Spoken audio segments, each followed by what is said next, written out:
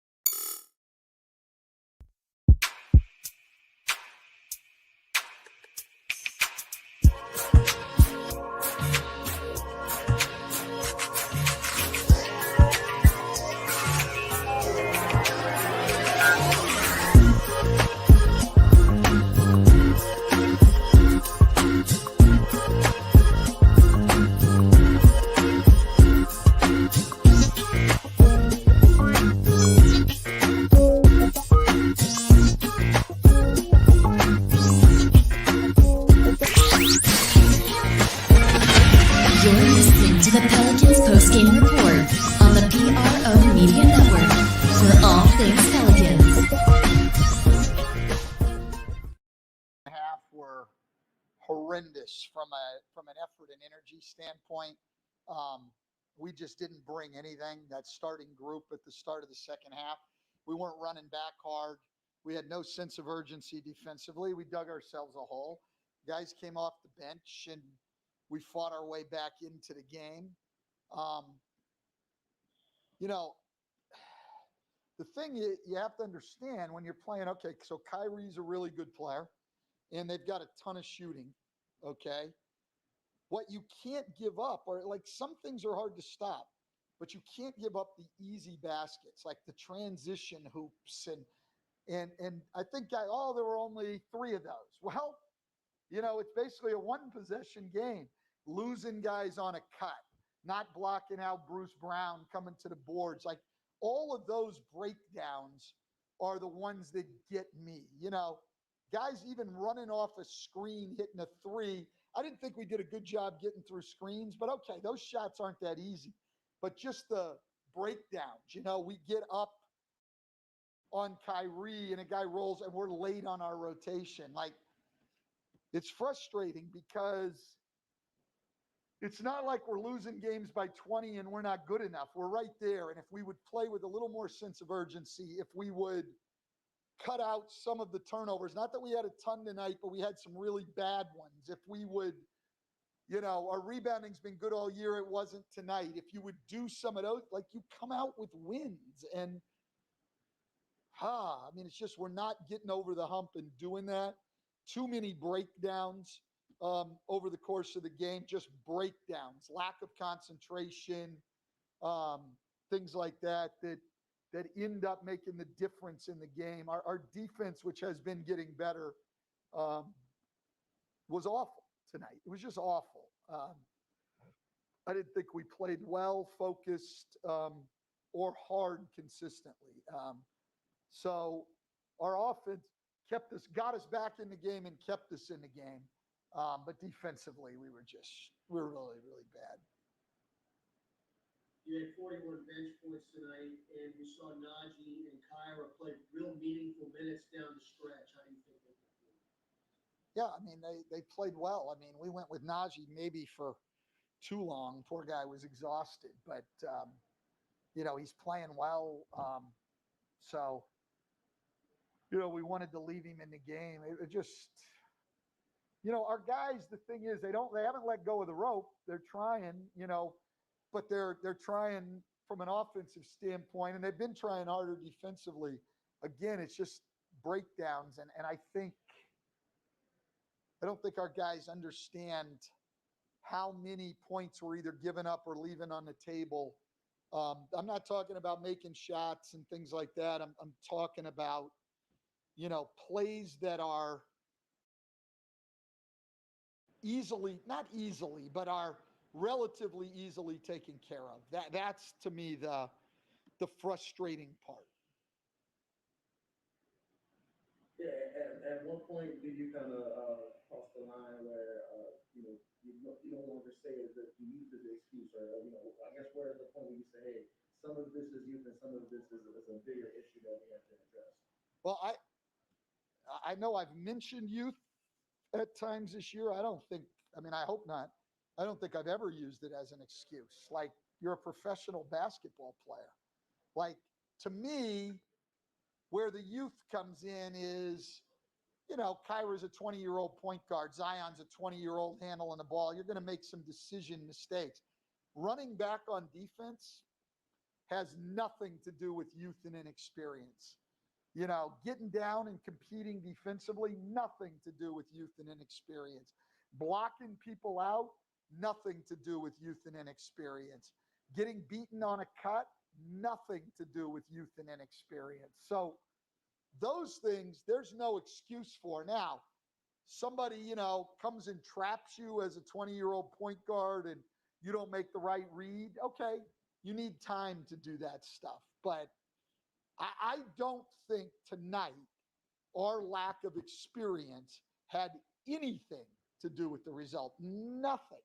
All the plays that we left on the table, every one of those guys is capable of making rotations, running back on defense, talking, things like that. Totally capable all the time. Totally capable. So when do we cross the line? I've crossed it long ago. Like, you're an NBA player, you've got a job to do. Some mistakes I'll chalk up to inexperience, but tonight, none, not one.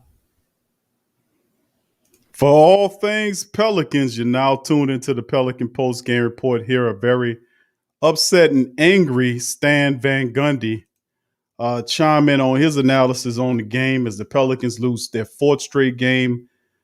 Pelican Post Game Report: Kyrie Irving and the Nets dropped the Pelicans 134 to 129. Pelicans are currently on a 4-game slide. How about that? Very, very not good, to say the least. Welcome to this installment of the Pelican Post Game Report. Please hit upon the like button. The Pelicans, man, what can I tell you? The Pelicans dropped another one tonight to an undermanned Brooklyn Nets club. But at the end of the day, still searching for answers. DC, welcome to the show, fam. How you doing? Oh, I'm doing all right, bearing the circumstances. Watching the Pelicans try to rip my damn heart out, but I'm okay.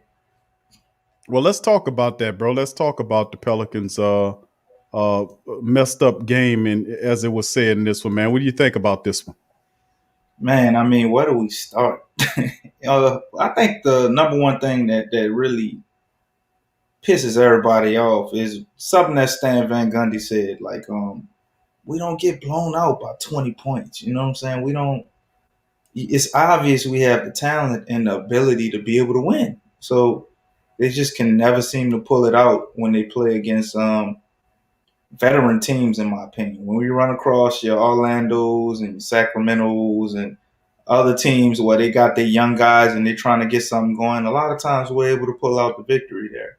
But when we play some veteran guys, man, where you can't make these boneheaded mistakes and, you can't underperform down the stretch or take the wrong shots, even if you do make it always come back to bite us, man. I mean, I know a lot of people going to talk about how we had a 10-point lead and we gave it up, but they've been swallowed that 10-point lead up in the first half, man. The Pelicans never really pulled away in the second half. If anything, the Nets came out after halftime and it's like they turned it up a notch. Kyrie Irving was phenomenal. I was happy with our fight down the stretch. That's one thing that made me feel good. They kind of, fought telling in, like trying to win, and they didn't really give up, which a lot of times they don't. But I thought they did a lot of things right down the stretch, but too little, too late. Bi missed that free throw. But I mean, we ain't gonna cry over that because it would have been a long shot for us to win anyway. We was just trading baskets at the end. But man, it was so many things in this game that just mind boggling. You know, when you watch it, bro, you see how they're performing. Zion dropped the shoes today, you know, and I know he wanted to win, boost them damn selves. But you can't convince the kids to get the Z1s, man. When we taking all these L's, we ain't got no wins with the Z at the end. We just got all these L's. But Stan Van Gundy gonna have to figure something out, Q. 'Cause I don't know, bro. Like they can't keep going through the motions like this, and he keeps coming out and basically just saying the same things over and over again. You know, that's how you lose the team, in my opinion. You keep telling them the same things, and they trying to do it, but it still ain't working. Well, Stan Van Gundy's press conference today, bro, was quite evident that he blamed the defense for a large part of the failures of the team.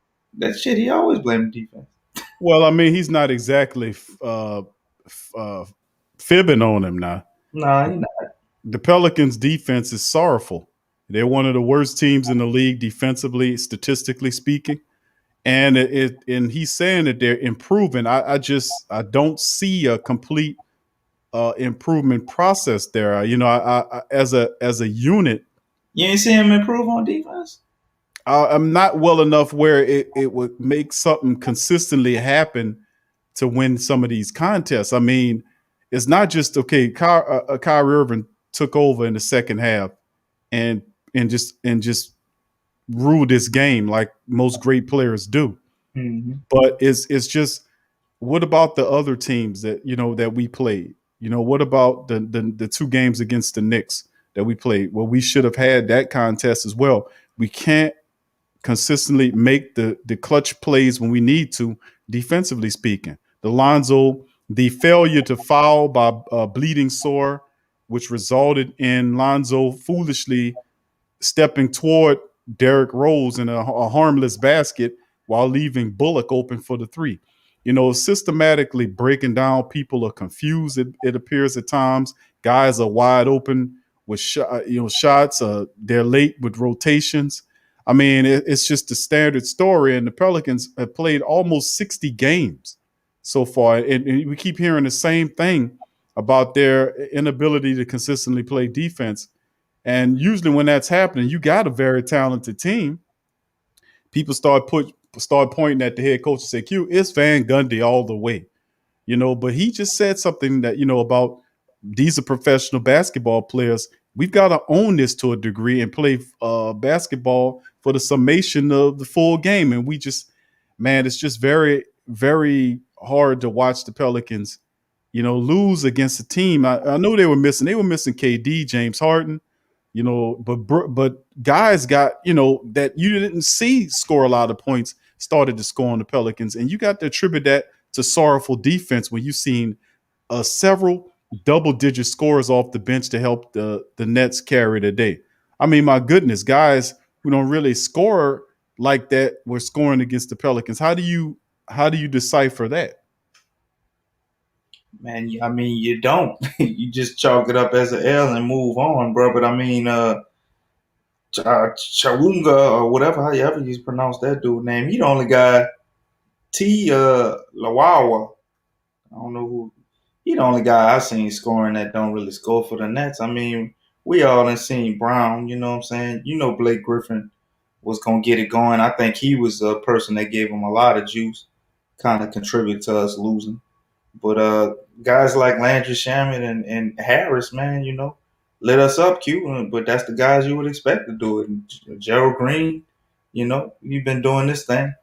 I mean, when you play the Nets, everybody plays the Nets and know you're going to be in the shootout. That's just their mentality. That's their temperament. Even though James Harden and Durant ain't there, them guys put the ball in the hole, bro. That's what they do. You know what I'm saying? So I would think some of that from the way they've been playing all year is going to rub off on the reserves even when they're not there. And they got shooters. So we're not the best at stopping people with shooters. I mean, that's kind of one of those things the Pelicans have problems with, which we didn't let them completely like tear us up from 3-point line, but big shots at big times, man. Turnovers at big times, Zion had a couple of them, man. You like to get back. It'd been real interesting to see if he wouldn't have turned the ball over with that last play, how that would have turned out. It's really a culmination of things, and it goes down to one thing, like I told you before, bro. It's mentality. The mentality of our team is that of a losing team. You know what I'm saying? We don't take the things seriously that we should to be able to win games. And I can understand what Van Gundy's talking about defensively. And on the other hand, I understand what the players are going through, because you heard Van Gundy in that timeout, brother. They put the mic on him, and he was in the huddle asking dudes if they was tired. He said, "What are y'all tired? You need a sub? Because you're not sprinting back. You can tell me if you need a sub, but I mean, what damn NBA player gonna say they tired? You know what I'm saying? Ain't none of them gonna admit to that. But it's obvious that the way he wants to play defense and the style of offense that the players prefer is conflicting with each other. They want to have an up-tempo type offense. That's how they like to play. But if you got to constantly play hard-nosed defense, and the way he want to play defense, it takes a lot of energy, which is going to stagnate the offense. So it's like, in my opinion, they kind of doing their own thing offensively, and defensively, Stan Van Gundy has his system in. You know what I'm saying? And it's just a mosh posh of trying to figure it out, bro. The defense is obviously better than Alvin Gentry, but the offense is still pretty much the same or close to the same as it was with Gentry. But you get an improved defense a little bit, but we still can't turn that into wins. And I just don't feel like they're on the same page as far as the coach and players all the time. I think at times they are, and they're willing to do some of the things he says, but they're not willing to go all out and do everything he says. Every time I hear him talking to him, it's always about defense. We could be shooting like shit. Stan Van Gundy gonna be talking about defense. Well, just get back and guard your man, and get your rotations right, and he ain't gonna say nothing about the offense. So, watching it, I think a little bit of that maybe rubbed the guys the wrong way. He don't kind of, I guess, enforce or pay attention to maybe the things they're interested in. And you hear him talk about it all the time. They playing good offensively, and that he always says, talks about their offense, because that's what they're about, man. You know what I'm saying? We got guys that won't put stats up, and I believe they want to win, but they ain't turning into victories. But you know how I go, Q. I mean, young players, that's always how it is, man. Young guys, they figure out how to get their stats. And then after they get their stats, they figure out how to win. Who said I look dejected? I look comfortable. I don't know what the hell you talking about, Willie. Man, my comfortable chair, man. Pelicans ain't about to get my date on. All the rain gone. Jabari, he says these things think they make the play, and it's hard for me to say that they're on a 4-game losing streak. They're playing very ridiculously, man, and like I said, they've played almost 60 games at this point. That's a lot of game. Like if we had 30 and saying the team has to learn how to play together, that's different. You're at almost 60 games right now in the season. There should be some idea of how Van Gundy wants you to play defense. And you hear him, like DC had mentioned, that when he was asking the players, are you guys tired? And they're not responding to him. And it's almost like, to a degree, and I really don't want to say it, but the truth is appearing, like they're not paying attention to him. When Bledsoe said what he said the other day, well, Alonzo and him, I just wasn't paying attention. I was what are you paying attention to?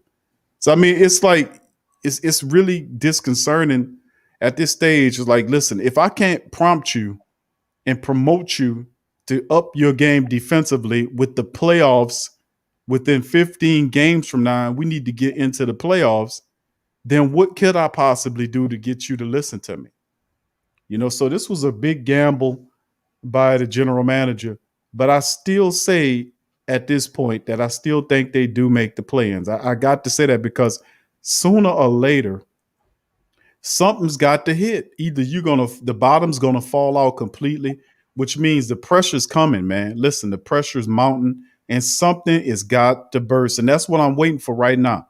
I'm waiting for that moment when something when something explodes, and I'm saying whether it's the players on the team, whether it's the coach, something's got to give, and we're getting close to that point.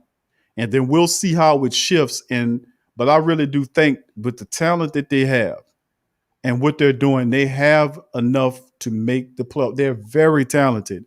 It's just very sorry to watch them fall out like they're doing in these games. They can have leads on these teams and cannot maintain the leads. Is very, very confusing to me. Very confusing. Very confusing. But anyway, I think they make the play in too, Big Q. When you look at the Spurs don't look like they won, man. I think the Spurs are really trying to slick side tank. You know what I'm saying? And figure out a way they could get a high draft pick. So I think we make it just on the strength of that. Sacramento ain't about to step up, look like. So we just get in there on GP just because of the strength of that, man. We ain't about to lose the next 14 out of 15 games we got. So they don't need to win, but maybe 7 or 8 games, and I think they get in. yeah, we gonna see, because a lot of family are saying they want the lottery. I disagree. I don't want to see no lottery, man. You trying to keep Zion Williamson. Playoff wins is what you need, not playing for the lottery. And the lottery is a gamble. That don't mean you're gonna get better, because it's a gamble. You know, you might add a few players here, but what good is bringing players in when the core of the team is not doing what they're supposed to do? What the hell are they gonna teach the young guy? So if you land a Cam Johnson, what the hell? What the hell? What is that gonna do? Or Suggs, or what is that gonna do? Nothing when you Or call Cam Thomas, excuse me, Thomas. got a losing culture. Right. So I mean, what is that gonna do? You get a Cam Thomas or a Suggs, or any of these other guys. What does that mean? If the players on the team, Zion and Bi, is not owning it, they've got to own it. They sitting on their ass passively. Where's the fire? Where's the drive? Where's the determination? Where's the pissed offness from the team to move it forward? And that's what I'm saying. I'm waiting to see when that happens. Sooner or later, somebody has to break character and take possession of the team and say, listen, we've got to get this done. Van Gundy's yelling to the top of his lungs. They've obviously, to a great degree, have blocked him out. So I mean, it's absolutely really, it's just insane. One thing I actually heard, because I like to check out some of the stuff NBA players have to say about Van Gundy when we got him, and I listened to some interviews from Gilbert Arenas. I heard Matt Barnes talk about him. Just guys that have been coached by Van Gundy, and they said he has a tendency, and why they were saying he's better for vets. He has a tendency to not let like the alpha be the alpha. Like he's trying to be that guy, and he really need to fall back and let the players take that over. So I'm wondering like if what they're saying is the reason why we don't see them guys with some of that fire and intensity. Maybe he got a little too much of that fire and intensity, and it's kind of, I guess, blocking him off from doing that. A lot of NBA players said he's bad for a young team for those reasons. And he stunts their leadership, and he stunts their creativity. That's what a bunch of NBA players have been saying about Van Gundy. All I can tell you is that whatever they're saying is veritas, because it's not working right now. Willie says, why you want them to go to the playoffs so they can get their ass kicked in the first round? Willie, he called it a moral victory. It's not. So what you call it when they don't make the playoffs? Is that a moral victory too? Every great team that started a dynasty, that started a run, they all went to the playoffs in the first round and got their ass kicked. It's just part of like building. Like you go through that. The only team I remember, and they kind of already had it going, they just got Magic Johnson. Magic Johnson, the only rookie I know, went his first year and won a championship. Other than that, I've never heard it done, dude. It usually takes guys till they 6-7 year before they figure it out and start flirting with the finals and stuff when we get these superstar players. So the sooner you get in the playoffs, in my opinion, the better it is, because they get that experience, their confidence goes up, they know what they expect next year and what the playoffs will be like, so they can prepare to be able to win in the playoffs instead of just being happy to be there. So I'm all for him making it just for the experience, man. I remember the Thunder. The Thunder won the playoffs, man, and they gave Kobe hell. I remember that. I believe they lost. They lost that series, but they gave the Lakers hell, man. And just to get in there and get them guys that experience, dude, whether they get swept or not, it's still a blessing. It'll be a blessing for that next year.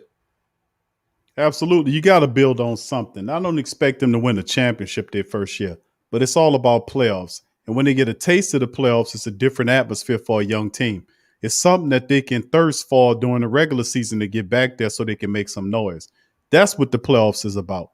Not making the playoffs is what your comment would lure to. Not making the playoffs for a team with two all-stars players that are really good that's just it's a failure. It's a big time. The Pelicans really should have made the playoffs last year with Gentry. He failed. Van Gundy's message, even though Van Gundy's yelling it, he's not connecting. It's not getting to the players and the guys have to take it. They have to own it. Now we can blame Van Gundy all we want. Van Gundy is doing his job the best of his ability. He's in there coaching the players. He's running plays. And I don't like his substitution at time, questionable play calling at time, but you got to give him the effort. He is trying to yell at them and tell them, play defense, play defense. They're not responding to playing defense. For whatever reason it is, they still haven't figured out, and it's almost 60 games in. Very concerning. So, I mean, Young Bloods, what's going on, fam? Says, Big QDC, don't you think losing Hart really hurt this team defensively? Absolutely. His mentality is huge, man. Most of these games, the Pelicans, defensively speaking, Josh Hart would have came in making rebounds, double-digit rebounds, giving them 10 or 12 here, 8 or 9 rebounds, a couple of steals, 3 or 4 assists. Josh Hart would have been majorly big for the Pelicans if he would have played. Yes, we most certainly are missing Josh Hart. But Go ahead, DC. notice that Najee Marshall and James Johnson, when those two guys play and they clicking, hey, that's what was happening during our win streak. I saw somebody in the chat talking about we ain't won since Lonzo Ball came back. Can't put it all on him. It's on the players. That's funny, right? Right after I said it's on the players. DC Swade, huh? But Josh Hart definitely hurt us a lot, man. He does a lot, but I believe when we added Najee Marshall and James Jones, it kind of balanced it out a little. And the fact that James Jones didn't play tonight, he didn't get a lot of minutes the other night. He kind of ain't been right since he left in halftime in one of them games where he hurt his wrist. And we need guys like that. And Josh Hart is like Najee Marshall and James Johnson combined. You know what I'm saying? So missing him, and now you got Najee out there with no James Johnson. It's hard to make up for the loss of Josh Hart, man. Even with those two guys, but when we implemented them, I saw things where it was able to kind of come about, and we was hustling, and you was seeing some of them plays, man, that Josh Hart would make out of those two. But Josh Hart is definitely one of a kind, man. Probably the best rebounder on this team, pound for pound, and excellent defender. Can pretty much guard 1 through 4. He's a streaky shooter from the three-point line, but he has an excellent inside-out game. If he get it going inside, then you know that 3-ball gonna fall, man. You pretty much set your watch to him, bro. He's gonna give you damn near double-double every night off the bench, and that's saying a lot. Yeah, let's move into some of these statistics now, DC. I mean, that we got chimed up here and get through this here. Pelicans 51 of 91 tonight for 56% shooting from the field. That's really respectable. Versus 49 of 89 by the Nets, 55.1. Pelicans with 12 of 33 from downtown, 36.4%. The Nets were 14 of 37 from downtown for almost 38%. The Nets were 22 of 28 from the charity stripe, 78.6%. Look where the Pelicans were. 24 attempts at the charity stripe, 15 of them converted, 62.5%. Fundamental, keeping your turnovers down, going to the free throw line and hitting a high clip. I said 75, north of 75%, 78, 79 percentile range means that you're really doing some stuff. Pelicans tonight left a lot of points at the charity stripe. 50 to 24, 62.5%. You can't do that in close matchups and expect to win. You've got to hit the free shots. They're free throws for a reason. You've got to knock the free, and we've too often we leave so many of these shots at the line. Not to mention the defense. When you have sketchy defense and poor free throw shooting, it's not gonna end up well for you. Rebounds, Nets 44 versus 37 by the Pelicans. 30 assists by the Nets versus 28 by the Pelicans. 7 steals versus 5 by the Pelicans. 2-on-2 with the blocks. Pelicans and Nets both 13 on the turnovers. 23 points off turnovers versus 20 by the Pelicans. Pelicans won the battle of the paint 60 to 58 barely. And of course had the game at one point by 13 until they ultimately lost it. The Nets took it by 12 at one point, ultimately going up to win it 134 to 129. DC, let's talk about these statistics. Man, it's two stats that jump out to you, man. The rebounding and the free throws, bro. I mean, that right there, turns the game around. There was too many times you saw guys getting offensive rebounds as if they were us. That little guy Brown was out there fighting, man. He got that rebound late in the game when Brandon Brown missed the free throw. If Jackson Hayes would have got that rebound, man, who knows? We might be talking differently. And we still would have had to talk about some of the things they did wrong, but would have been happy to have a victory. But and just, man, all the free throws they missed, man. We got to the line 33. Wait, no, that's the 3-point line. I'm looking at the wrong thing. We got to the line 24 times, made 15 of them, man. So we missed 9 free throws. I mean, nobody's expecting you to be perfect, but man, you can't miss 9. And then the Nets get there 28 times and they make 22 of them. So we make 5 more free throws in overtime. Off the 9. That's I think I ain't asking too much. You ain't asking them to go 100%, but definitely could have made 5 more. And we definitely supposed to dominate this team rebounding, man. There ain't no excuse. I understand they got DeAndre Jordan. He's pretty good. Got Blake Griffin. They got the little Brown kid. And Kyrie is definitely sneaky with his rebounds, too. I don't know if a lot of people realize what he does on the boards. Him and Steph are 2 guys that are pretty good rebounding to say they're small that nobody ever talks about. But this ain't no excuse. We got Steven Adams. We was running double center lineups tonight, and we only get 37 rebounds and they got 44. I mean, yeah, they shot 55%, so they ain't had a lot of them to get. But you got to secure the ones you can secure. You can't leave nothing out there, bro. When they were shooting the way they were shooting tonight. Yeah, let's kind of cross over here to the individual statistics tonight. As you see, Zion Williamson and both BI were, they combined for, was it tonight, 60 points tonight between Zion Williamson and Ingram. He finished with 33 points in 35 minutes. He was 14 of 19 from the field, 5 of 6 from the charity stripe, 33 points for Zion, 7 rebounds, 4 assists in the matchup, 27 for BI at 32 minutes, 10 of 17 shooting. 2 of 5 from downtown, 5 of 6 from the charity stripe, 27 points, 5 assists, 4 rebounds for BI. Steven Adams, in his time, he was able to only, in 29 minutes, 5 rebounds, 7 points for Steven Adams. In 29 minutes. We got to do better. Steven Adams make a lot of money. He needs a double-double every night for the Pelicans, in my word. Lonzo stepped it up in this one, had a better outing. 26 minutes, 15 points from Lonzo, 6 of 11 from the field. He was 3 of 6 from downtown, 15 points, 4 rebounds, 3 assists, and a couple of steals for Lonzo. Eric Bledsoe in 17 minutes of action, 6 points for him, 3 assists, a rebound. He shot 2 of 6 from the field, 2 of 5 from downtown for Bleeding Sore. Then, of course, off the bench, we had a few people in double digits, led by Najee Marshall, who played the bulk of the minutes, 35 minutes, tied with the team lead with Zion. He was 6 of 15 from the field, 2 of 8 from downtown. Come on, Najee. That was way too many of them. He couldn't hit a free throw to save his life, 1 of 6 from the charity stripe, 15 points, 7 assists, 6 rebounds. We know he played a lot of minutes, 35 minutes. But come on, man, you're professional. We got to step this thing up. 11 points from KLJ in 19 minutes. He was 4 of 8 from the field, 3 of 6 from downtown. He finished with 11 points, 4 assists and a rebound.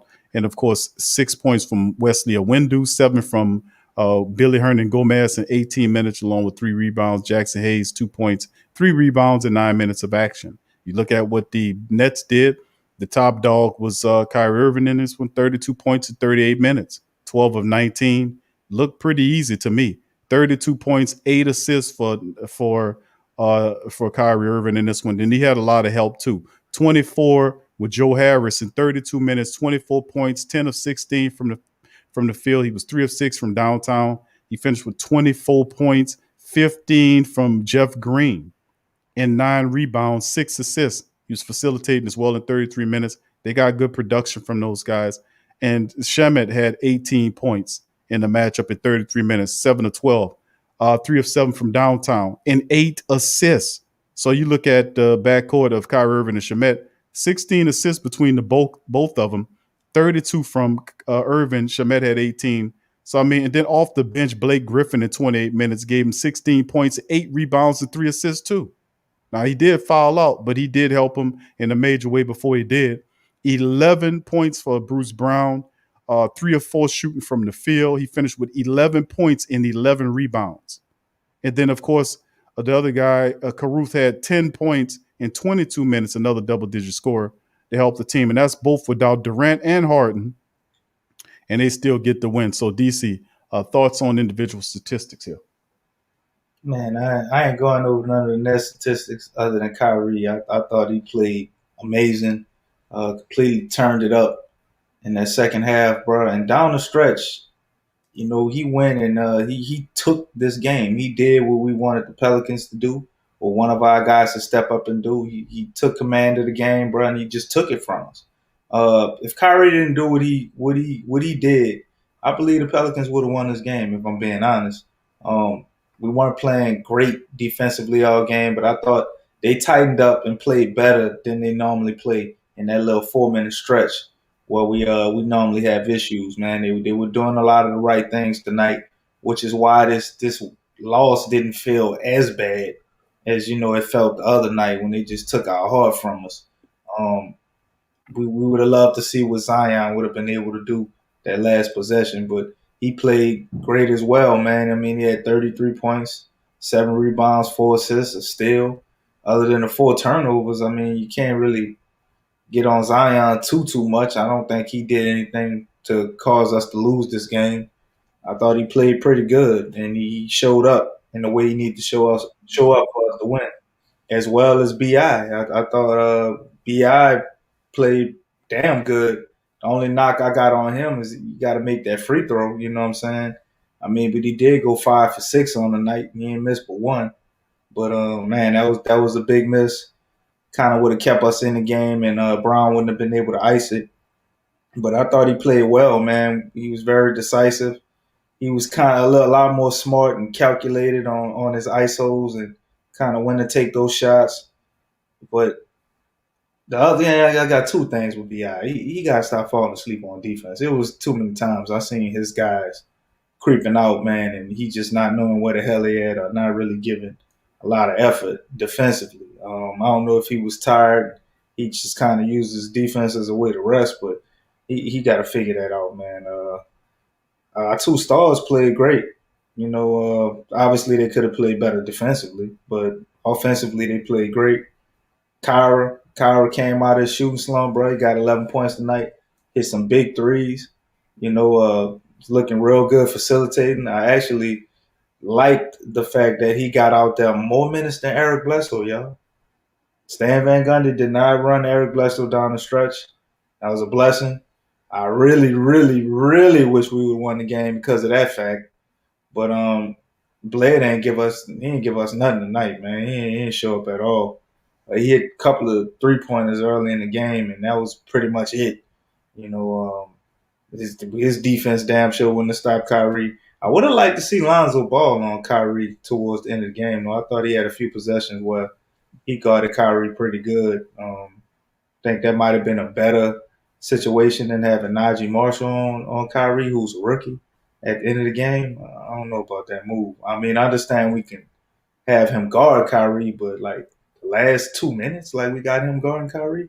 But bearing the circumstances, I think Najee Marshall did an okay job. I think he did all right. Kyrie just, you know, he was in his bag, bro. Pulled some plays. that only Kyrie can make, man. You know, just Kyrie being great. Jackson Hayes, bro, on my negative, man, Jackson Hayes got dunked on tonight. He was getting pushed around. If Steven Adams wouldn't have saved him, he got dunked on again. It was a hard night for Jackson Hayes, man. They let him play his power forward spot. You know, he took a three, misses three. He just ain't had a lot going on, man. I don't know what was going on with him. He didn't have it. Uh, DeAndre Jordan definitely was pushing him around. Jeff Green was getting the problems too. He man, he got to go back to the drawing board and do better next time. But we had a few bright spots in Zion, Kyra, and Bi statistically, but none of it don't really matter because it still come out with an L. So gotta do better, bro. It is defense, but at the same time, we gotta figure out a better way to play better defense and still maintain this offensive intensity we had tonight. Because I don't know if you guys realize, it's like the first time we probably scored over 120. Wow, man! I think it might have been like 10 games, if I'm not mistaken. Yeah, it's not, man, it's just ridiculous, man. This team too good for this nonsense, man. But 4 straight losses showing that Pelicans are struggling mightily. And we have a crisis of identity here. Figure out what are we going to do here? Are we going to eventually become what we need to become so we can get to the playoffs? Your clock is winding down. And then, of course, the question was posed by John, which is a very intelligent question. 14 games to go. Can this team win 10 out of 14? Because you're going to need all of that to get to the playoffs. But it's very much in play. A lot of people, Willie and others, think that the Pelicans aren't a lottery team or they're a lottery team. I say they're a playoff team. You can't possibly have the mentality. And of course, Griffin and the rest of those guys don't have the mentality to play for the lottery. Wouldn't have made all these trades to bring Didi Luzada and all these other people, Isaiah Thomas and all these guys, make the trades. They're trying to get to the playoffs. They know, and of course Zion said what he said about the New York squad because he enjoys playing up there, and of course they're gonna run with that because they wanted Zion there, and a lot of people believe Zion wanted to go to New York. But guess what? You ain't get the goddamn ping pong ball to fall your way. We got you, and as it stands, to keep you, you got to get to the playoffs, man. None of this lottery nonsense is gonna matter. So with that being said, let's move on to the unless DC you want to add to what I want to say. I'm about to get to the Pelicans versus Magic breakdown. I think the Zion thing is blown out of proportion, and people are just taking that and running with it because it's a nice talking point, man. I mean, the dude realistically ain't been here a full season. He ain't even played 82 games, and we talking about him wanting out. Where they do that at? Like, come on now. It'd be different if Zion been here 3-4 years and all of that, but I'm just not one to believe that the dude gonna want out after basically not even a full season. He had we got 8 games, 10 games less than the normal season this year, and he only played 21 games last year. Like, yeah, Zion wants to win, but I think he got a little more patience than that. And you got his Supermax deal you're gonna be able to offer him, which who turned that down? Like, I ain't never seen a guy not get their first Supermax. Like, the first one, they always accept the first one. You know, who turns that down? So, I mean, realistically, just like Q said, we got about 5 years with Zion. I mean, obviously this year, you want to get in the playoffs. We know they're not going to go to the finals or nothing. But why not? You get in the playoffs this year, you get your feet wet. Next year, you're a little more loose in the playoffs. You don't know what they can do next year. It can be dangerous next year. So I'm not one to buy into the whole draft lottery. I don't see Zion leaving. And I can tell you right now, if Zion leave, I'm not sold on him going to the goddamn Knicks. Name me a superstar in the last 20 years other than Carmelo Anthony that went to the Knicks. What you gonna tell me, Amari Stoudemire? And that was after he was all banged up. He wasn't a star no more, or a superstar no more. So I think all that's just fluff, man. Even the Knicks people don't believe that shit. All right, let's move on, man. It's good talking points for him to have. This Zion Williamson's going to be here with him and Bi. They're going to be here for a while anyway. We got time to add to them, but this is good enough to get you there. They just need to play with urgency, pride, in place with some cojones. Zion Williams, the top man there, 27 a game. Almost, you look at his field goal percentage, 61.4, 70% from the free throw line.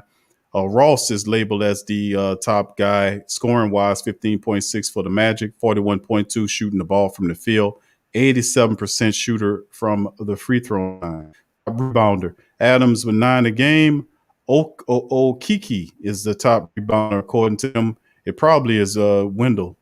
We'll check the other statistics. Lonzo Ball right now is the top assist man, 5.6. Ross is listed as the top assist man as Last well. time, Ross. So Terrence Ross is the top scorer after all of the movement. Looking at the injury report day to day for James Johnson, he's listed as day to day. Orlando next matchup will be on the 22nd of this month.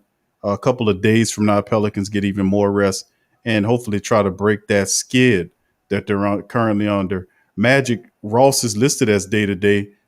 James Ennis, the former Pelican himself, is day to day. Otto Porter is out. Michael Carter Williams is also listed out.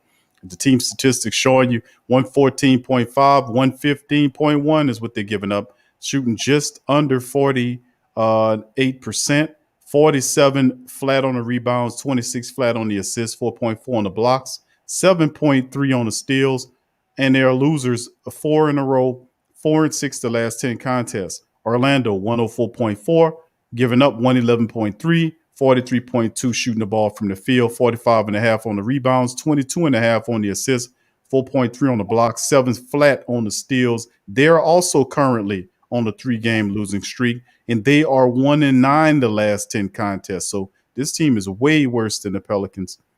And they are medicine. It should be called the Orlando medicine for the Pelicans, because we most certainly need to beat this team to break the slide. Now, of course, the Magic did beat the Pelicans before the trade, 115 to 110, and it's time for them to get even with them. This shouldn't even happen. Orlando 18 and 40. They're losers of 3 in a row. Like I said, they're at the bottom of the Southeast stand, and you can see Washington right there, currently winners of 5 in a row, getting Westbrook and Bill playing together to spark something in Washington. It'll be interesting to see if they can keep that going.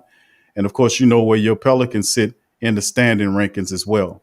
So, I mean, man, what can I tell you about the Pelicans, DC, is the fact that, man, we really need to get some stuff fixed here in a hurry. Now, just give me a second. We'll cross over to the depth chart and we'll cover that as well. Hold on just a second, fam. Give me just a second. We'll cross over to the depth chart. So I mean that's something really particular, man. To be honest with you, I just don't like how we're playing, man. We need to do better than this. This is pathetic.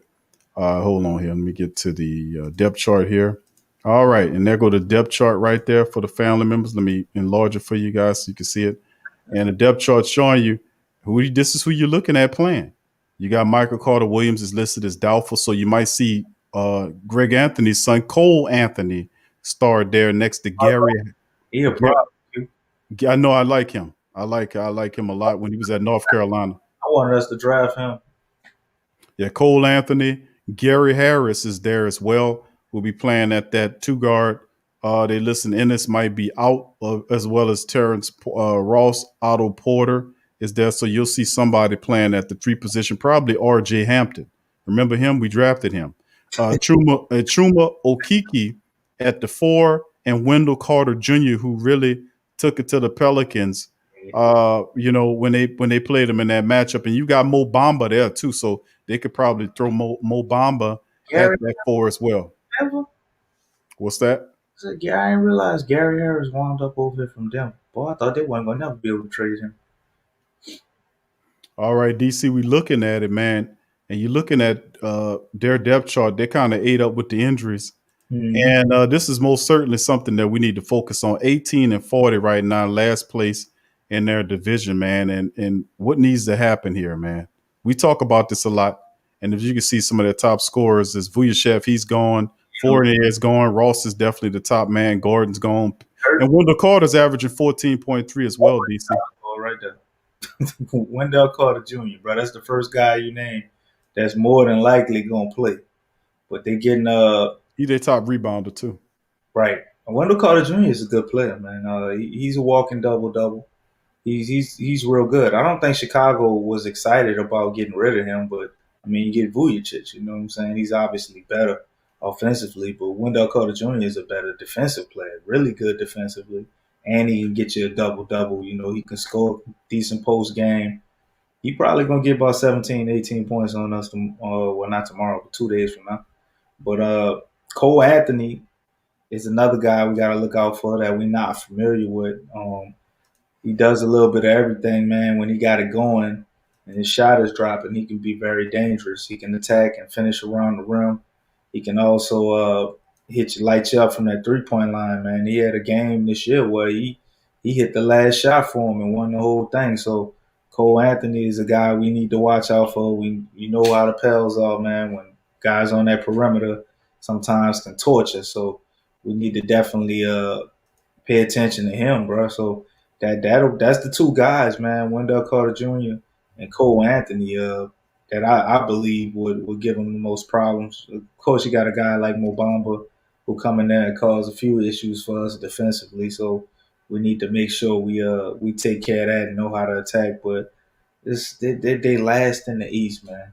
I mean, pretty much at this point, if we lose this game against Orlando, we don't really have a choice but to wrap it up. Like, you can't beat Orlando, and they got all these people hurt, especially if Terrence Ross doesn't play. If Terrence Ross plays, then that's a guy that gives them a damn near 20 points.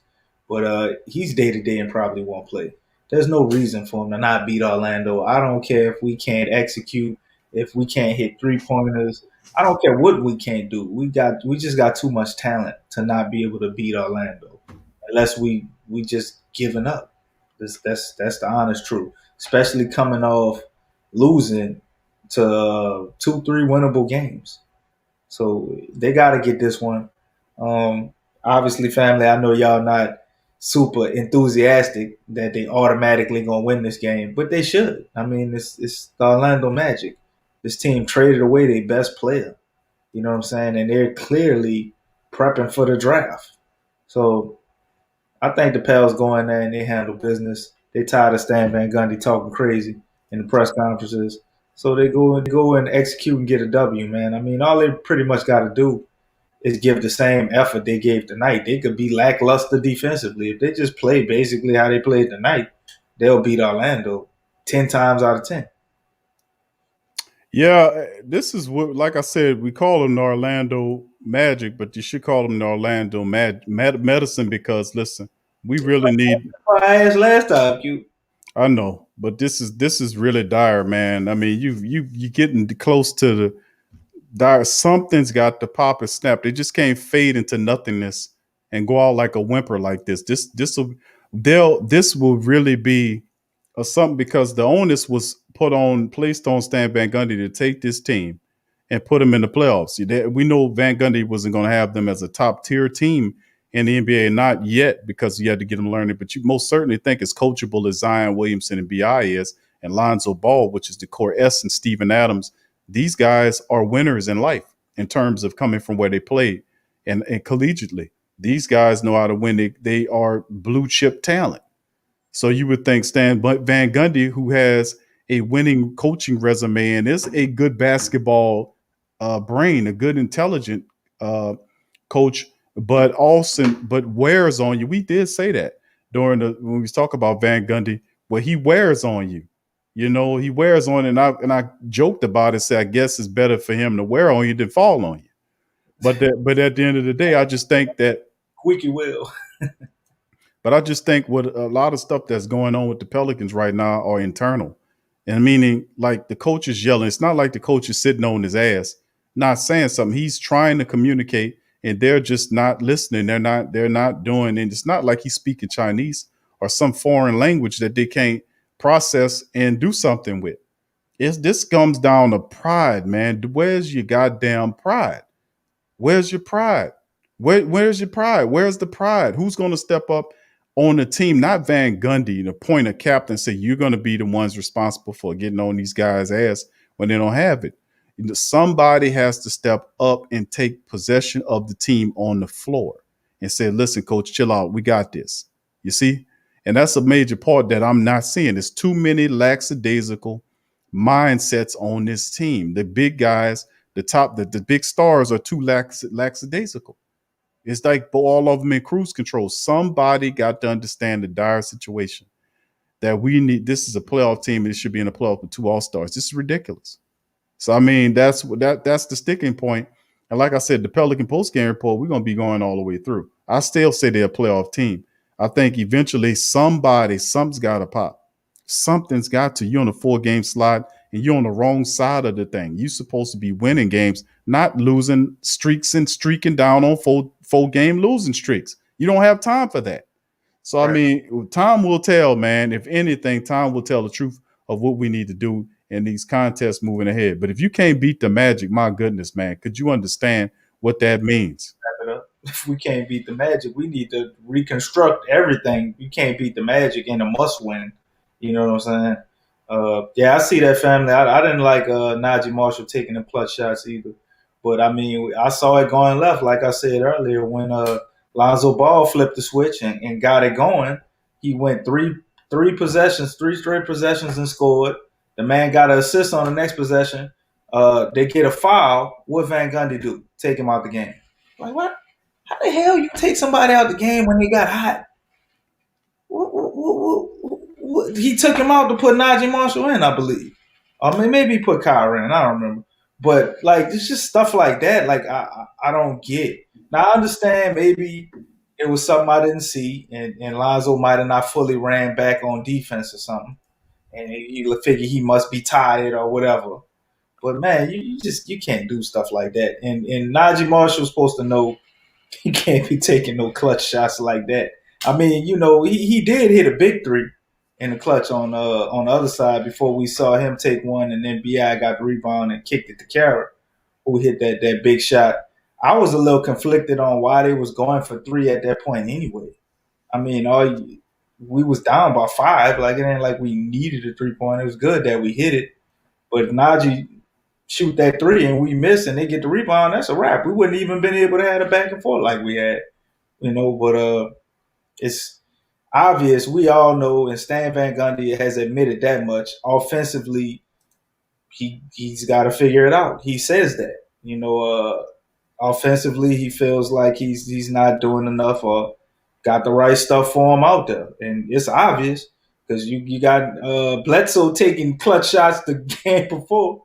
Then Najee Marshall taking clutch shots this game when you sit Bledsoe down. So then, you know, the guys just settle for that open shot. But, man, the Magic, the Medicine, whoever, I don't give a damn if it was the Warriors. Like, whoever we played this next game, like, we gotta win, man. I mean, time is running out. This was a must-win tonight that you lost. The Knicks was a must-win before that. Like, you can't keep losing these games, man. And I don't think we tanking, because if we're tanking, I don't think we try to do all the stuff we did. If we are tanking, then it's a clear disconnect from the front office and the coaching and the players. Somebody got hidden motives if that's what's going on. But man, we can't continue to go on like this. If we lose against the Magic, y'all, we're gonna be doing the rest of these games. But I mean, it ain't gonna be a happy feeling. Like, how you feel? You got Zion and we got B.I. and it's All-Stars and all this shit, and we can't beat a team who ain't got nothing. They ain't got no All-Stars.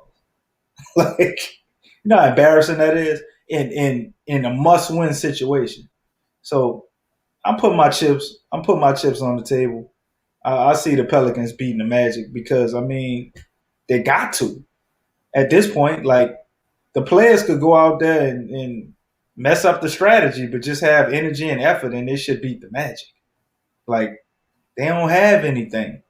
The only way they beat you is if you just don't show up. We'll see.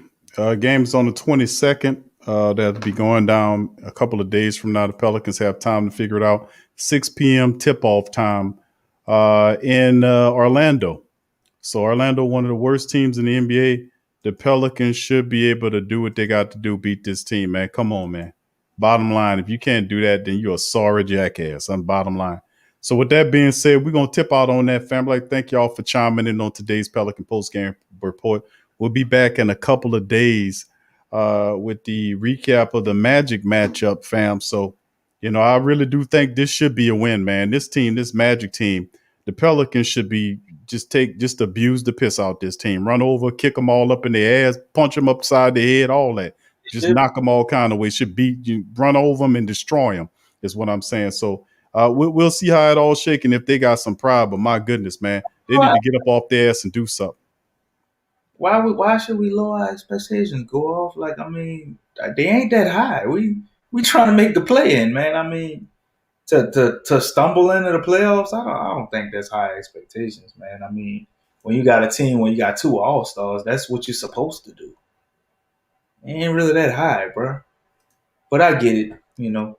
Everybody in the dumps because what we going through. I'll put my chips in the table on this medicine. You hear me? Go and buy this medicine, this magic medicine. Yeah, I'm putting the chips on the table, and I'm gonna have my money. I'm gonna go ahead and say it. The Pelicans win against the Magic, man. Yeah, come on. If you can't say that, you know, if people can't think the Pelicans could beat the Magic, Confident that they could win against the Magic. I mean, they got to be. I mean, I'll say they beat the Magic. We're not the worst team in the league, y'all. Yeah, I mean, we gotta at least agree on that. No matter how we feel about the Pelicans, we all know they're not the worst team in the league. The Magic. All right, DC. So you putting all your chips to the table, right, sir? I say I'm putting my chips on the table. I didn't say I was gonna put all of them. All right, you put the chips on the table. All right, DC. So with that being said, go ahead and give us the phrase that pays with the chips on the table. DC's doing a interpretation of his steel picture again. Wrap the show up. So let me go ahead and do the tagline. If anybody roll up on you, even though you depressed, talking about your Pelicans, you tell them in a New York accent today, because New Orleans is low for us right now. But in a New York accent, get the flock out of here and go flock yourself.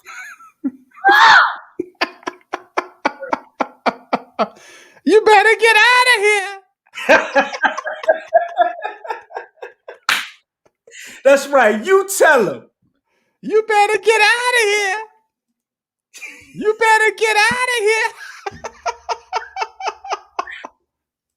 All right, fam. Appreciate y'all, man. We'll holler at y'all later. Much love to the flock. Big ups to you guys. Peace And out. we'll see y'all later. DC, good show. I'm going to holler at you later, brother.